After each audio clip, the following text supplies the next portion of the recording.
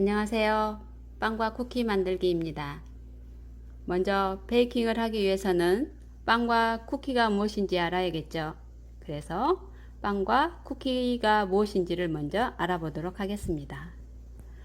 먼저 빵이란 밀가루에 이스트, 물, 소금 등의 주 재료에 설탕, 달걀, 우유, 유지 등의 부재료를 넣어 반죽하여 밀가루 속에 들어있는 글루텐을 발전시킨 뒤 이스트의 발효로 팽창시켜 내가 원하는 모양으로 성형, 발효, 굽기 등을 거쳐 완성된 것이 빵입니다.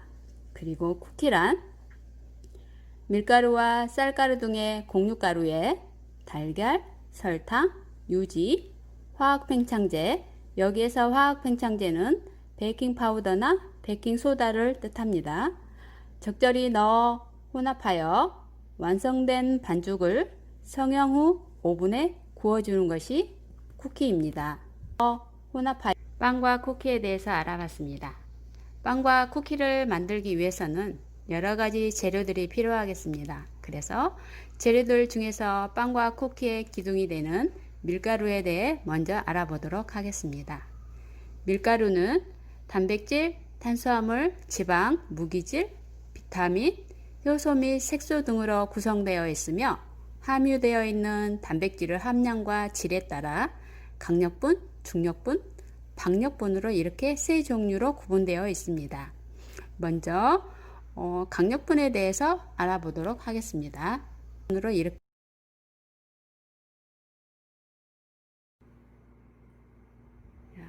여러 가지 가루 재료들이 많이 있습니다. 베이킹에서 어떻게 사용하고 어떻게 활용하면 좋은지 한번 알아보도록 하겠습니다. 먼저 강력분에 대해서 알아보도록 하겠습니다. 강력분은 주로 빵을 많이 만드는데요. 강력분에는 단백질 함량이 11에서 14%가 함유되어 있기 때문에 글루텐 생성이 잘 됩니다. 그래서 주로 빵을 만들 때 많이 사용합니다. 그리고 여러분도 혹시 기회가 되신다면 다른 가루 재료하고 한번 손으로 촉감으로 한번 만져보시면 이 강력분은 다른 재료에 비해서 좀 입자가 많이 거치는 게 특징입니다. 그리고 중력분과 박력분이 있습니다. 중력분에는 단백질 함량이 7에서 10.5%까지 들어있습니다. 그래서 다목적용으로 우리가 많이 알고 있고요. 수제비나 칼국수, 부침, 만두용으로 이렇게 적혀져 있죠. 네, 베이킹을 하실 때 식감이 있는 걸 좋아하시는 분들은 옆에 있는 박력분보다 중력을 사용하셔도 괜찮겠습니다. 이게 다목적용으로 사용하기 때문에 베이킹에도 필요합니다. 그리고 박력분에는 단백질 함량이 중력, 강력보다 함량이 적기 때문에 바삭바삭한 베이킹을 하실 때 주로 많이 쓰이는 가루 재료입니다.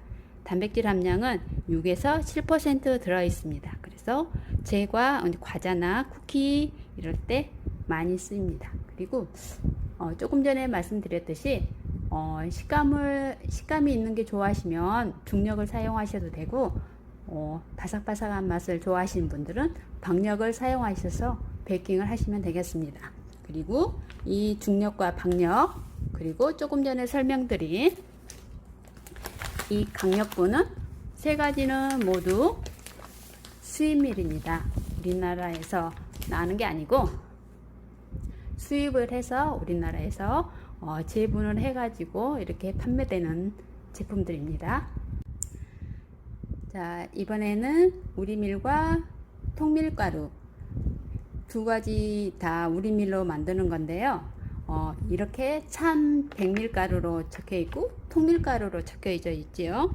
백밀가루는 알곡 중에 안쪽에 있는 하얀 부분, 배요 부분을 선택하여 가공해서 만든 거고요. 이렇게 통밀가루는 배우에 밀기루가 씨눈이 일부 포함되어 있어서 좀 많이 거칩니다. 그래서 여러분들이 선택을 하실 때에 두 가지 중에 백밀가루는 많이 부드럽고요. 통밀가루는 입자가 거칠어서 제품을 만들었을 때 고소한 맛이 조금 더 많이 있겠지요. 이것을 선택을 잘 하셔서, 여러분들이 선택을 잘 하셔서 하시면 좋을 것 같고요. 전리품이라는 게 있는데요. 알곡을 통째로 전부 갈아서 만든 것이 있어요.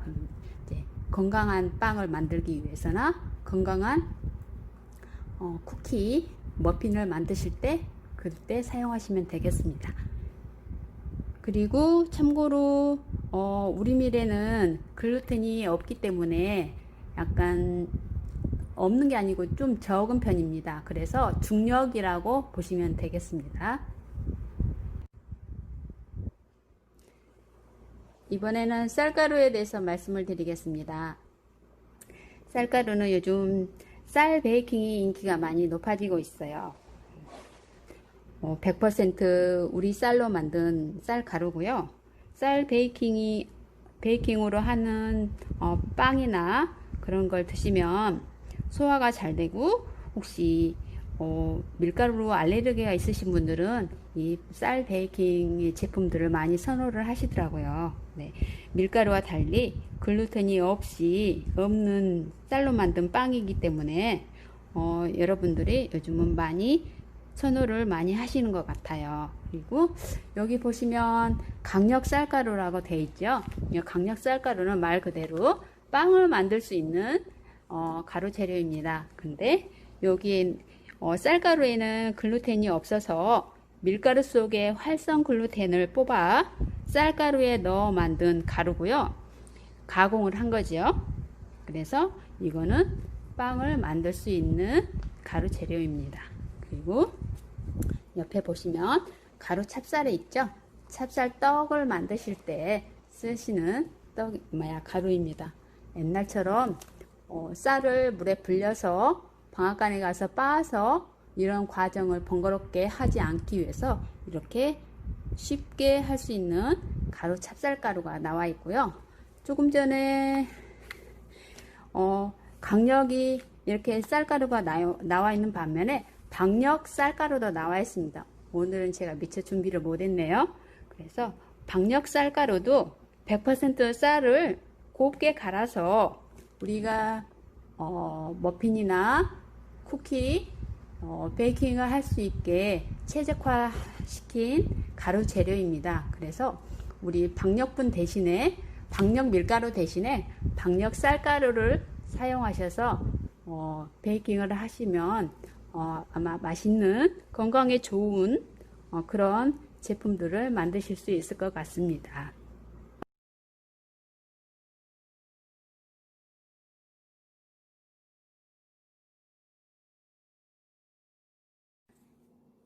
이번엔 버터에 대해서 말씀드리겠습니다. 버터는 우유 중에 지방을 분리하여 크림을 만들고 이것을 세게 휘저 엉기게 한 다음 응고시켜 만든 유제품입니다.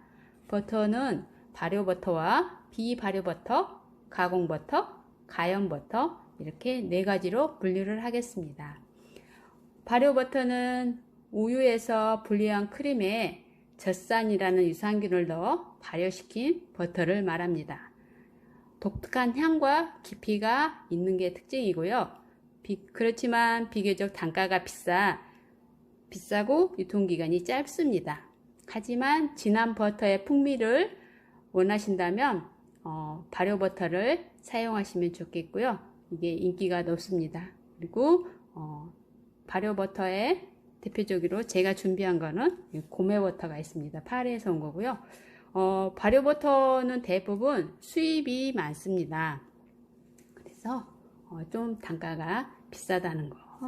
그리고 비발효버터는 여기 보시면 서울 우유버터라고 써 있죠. 무가염입니다.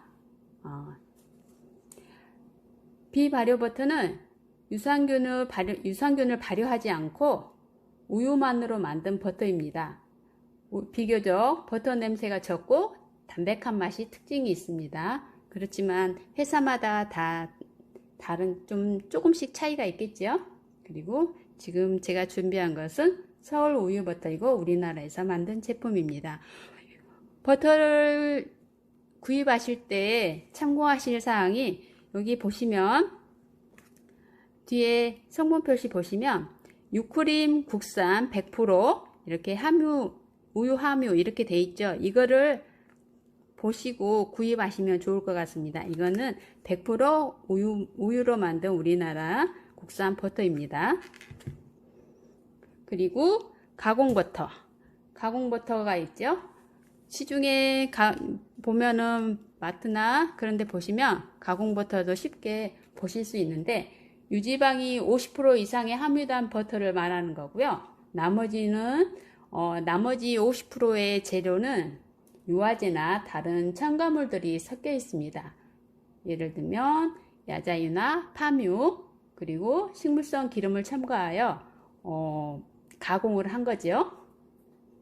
영양이나 풍미가 좀 떨어진다고 보시면 되겠습니다. 그리고 마가린이나 컴파운드, 쇼트닝 같은 제품들이 가공버터에 속하겠습니다. 그리고 가염버터는 버터에 100% 우유버터에 1 내지 2%의 소금을 첨가하는 게 가염버터입니다. 그러니까 보통 무염버터, 가염버터 이렇게 나누지요. 근데 베이킹을 하실 때 참고하실 사항이 버터에 가염버터인지 무염버터인지 그거를 확인하신 다음에 소금 양을 조절하시면 되겠습니다. 가염버터인데 소금량이 너무 많으면 제품이 짜게 나오겠죠. 아무래도 거기에 주의를 좀 하시면 되겠습니다.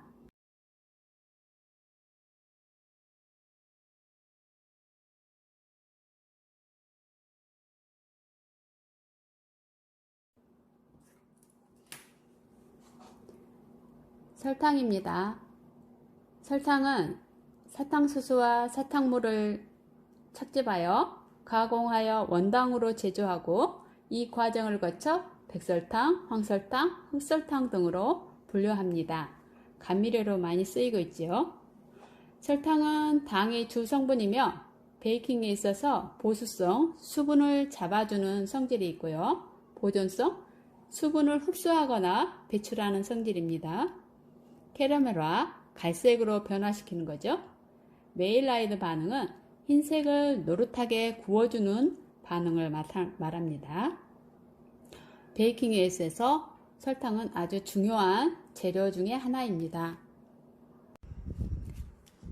여기 보시면 흰설탕, 황설탕, 흑설탕, 유기농 설탕, 슈가 파우더, 무스코바도라는 비정제 설탕이 있습니다.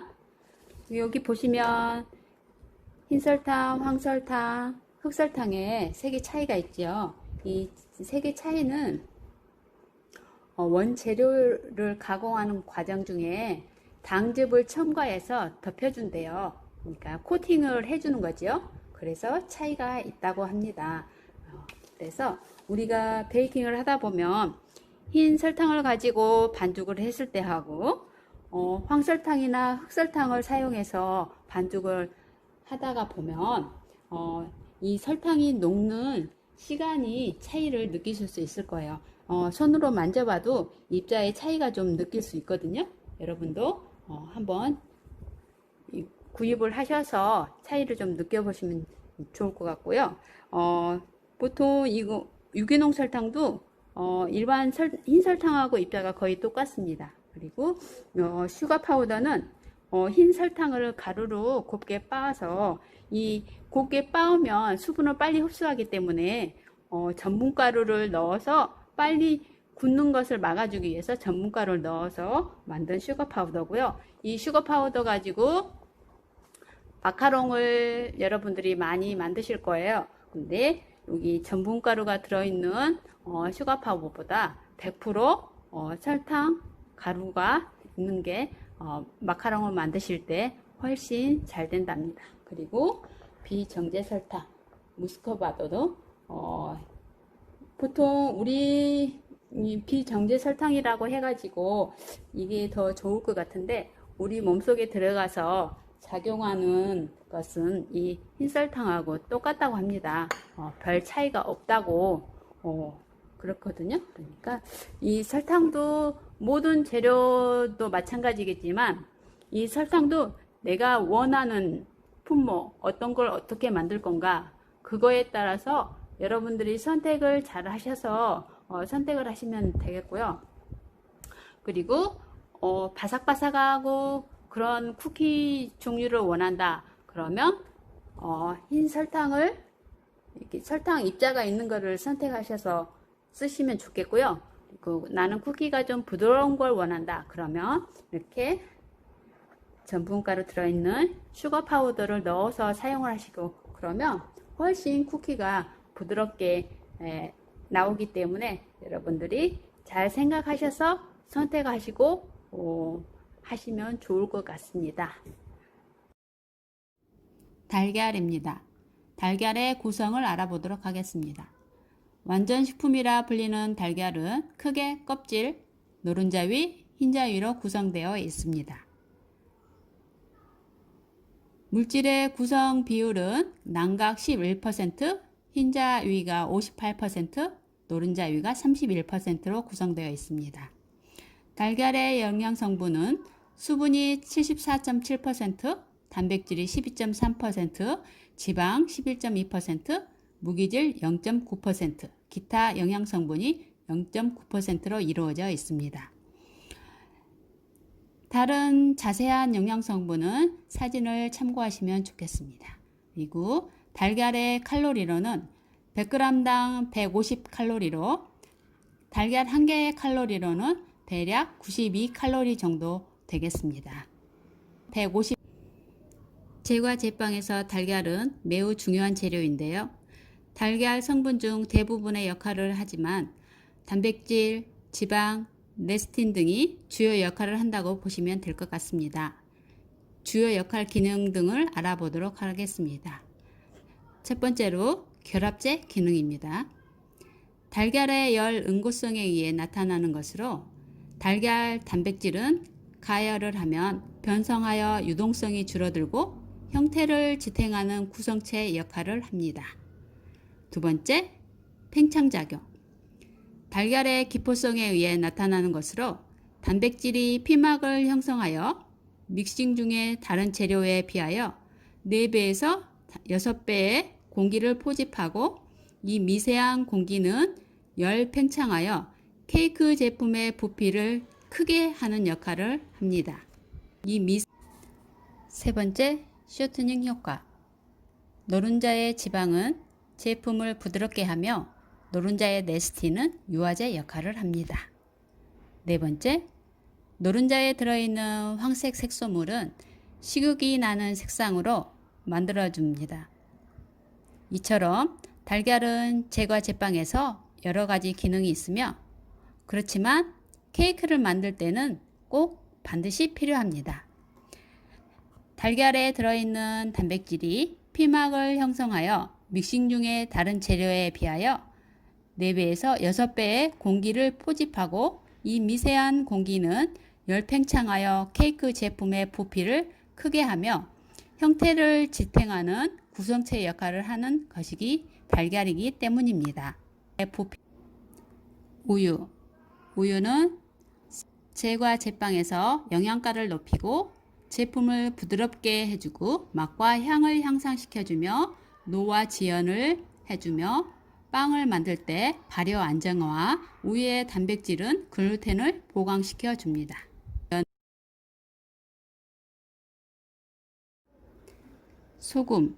소금은 제품의 맛과 풍미를 향상시켜 줍니다.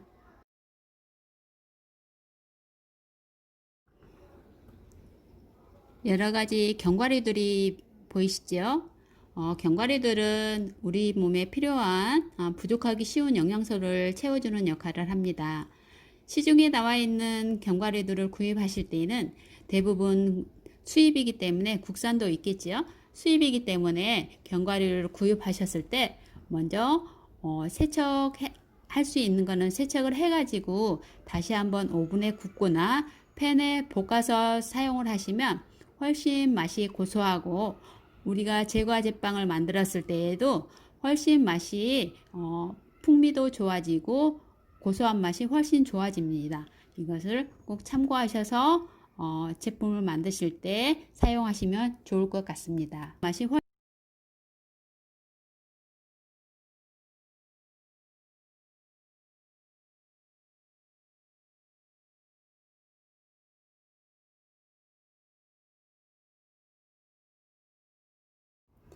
몇 가지 견과류에 대해서 알아봤습니다.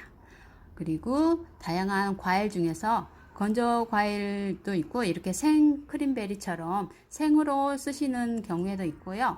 이걸 동결 건조해서 색상을 유지를 하면서 이렇게 건조 크림베리처럼 이렇게 다양하게 여러 가지 제품이 많이 나와 있습니다. 이런 것도 여러분들이 잘 선택하셔서 하시면 좋겠고요. 참고로 생 크림베리처럼 생으로 된 제품들은 수분이 많기 때문에 그런 거를 참고를 하셔서 제품을 만드실 때 유의하시면 좋을 것 같습니다. 이렇게 건조 블루베리도 나와 있고요. 시중에 제품이 많이 나와 있습니다. 그리고 이렇게 가루 제품인 아몬드 가루가 있는데요. 대표적으로 아몬드 가루 활용하실 때는 우리가 여러분들이 너무 좋아하시는 마카롱을 많이 만드시지요. 이렇게 캐릭터 마카롱도 있고요. 색소를 넣어 가지고 다양하게 여러 가지 제품을 만들어서 다양한 맛을 즐길 수 있는 마카롱이 여러 가지로 나와 있답니다. 만들어서